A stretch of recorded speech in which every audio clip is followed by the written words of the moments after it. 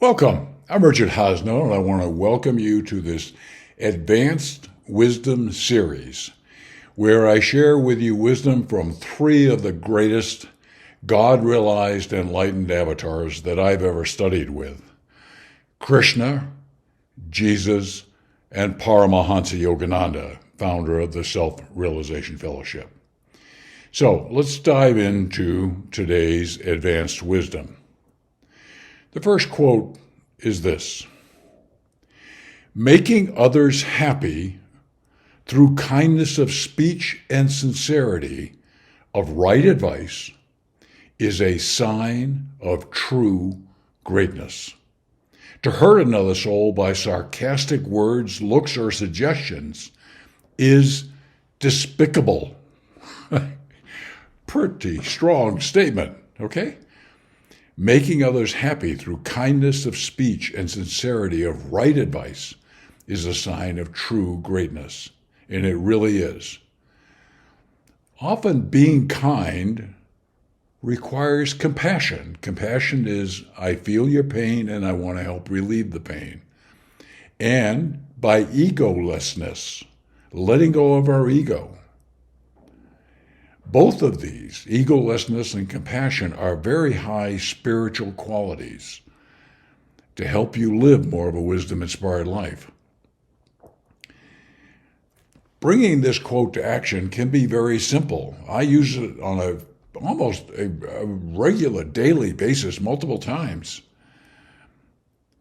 I will say with great frequency, I appreciate your help and kindness.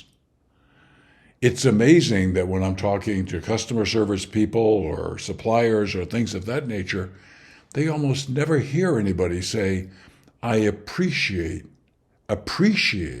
your help and kindness, okay? So as powerful as this quote is, it suggests that we may want to look for opportunities to make others happy through kindness of speech. Look forward to maybe somebody who's suffering, where you can say kind, compassionate things that will make their day and maybe their life a little bit better. Okay? Simple little quote has great, great power. Okay? Let's move to the next quote. Quote, many people excuse their own faults, but judge other persons harshly. Think about that. We should reverse this attitude by excusing others' shortcomings and by harshly examining our own, turning this inside out. This is great, but tough advice for many people, okay? Excuse their own faults. We excuse our own faults, but harshly judge others when we should be turning around and be harsh on ourselves. What harsh means is being serious about changing something that's dysfunctional in our life, being tough about that. If we're doing something that makes someone unhappy, to be harsh about that, we got to stop doing that and replace it with, and figure out what you want to replace it with in that kind of situation.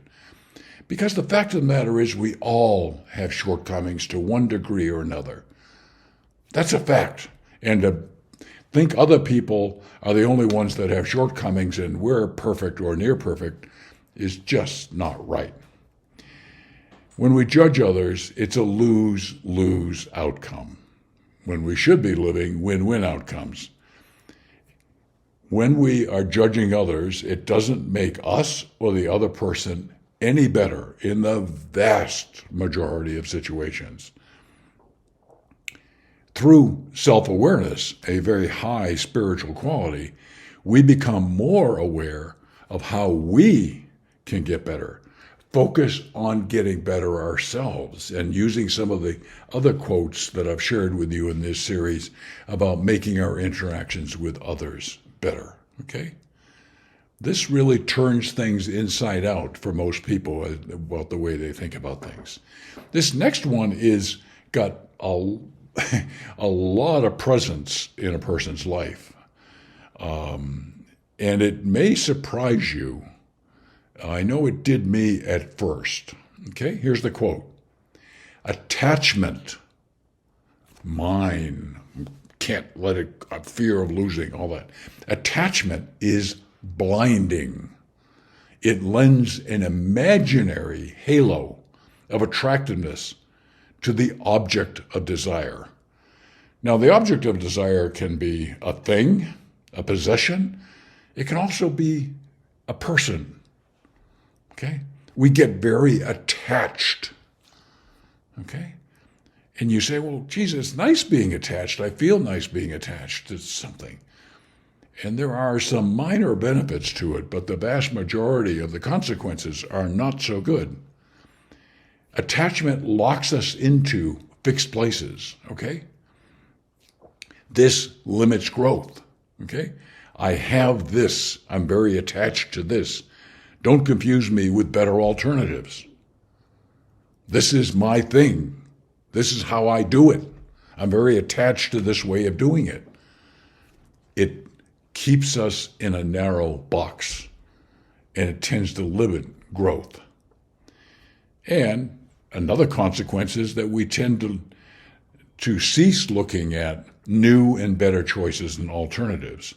And they're almost, whatever we're attached to, there's almost always alternatives that are better.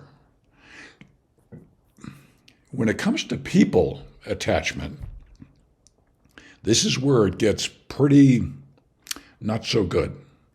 We try to control what we're attached to, especially people. We control things. Don't be careful. Don't lose it. Don't break it. That sort of thing. But when we get attached to people, they become mine. Okay? And we think we can control them, that that's part of our job. Well, it isn't. It limits people. It constrains people. It limits people from being all they can be because they got to be like you want them to be. And that almost never works out well. Attachment to things creates fear of loss, which is another negative. When you're so attached to something, you can't imagine your life with it, and thinking about losing it is just very, very painful. There's not a whole lot of good that comes from being very attached to things. Okay? Well, hopefully you gain some nourishment, some inspiration for things that you can do from these 3 quotes of advanced wisdom that I've shared with you. As always, I deeply appreciate you listening to these episodes. I look forward to reconnecting with you soon, and until then, please have a great day.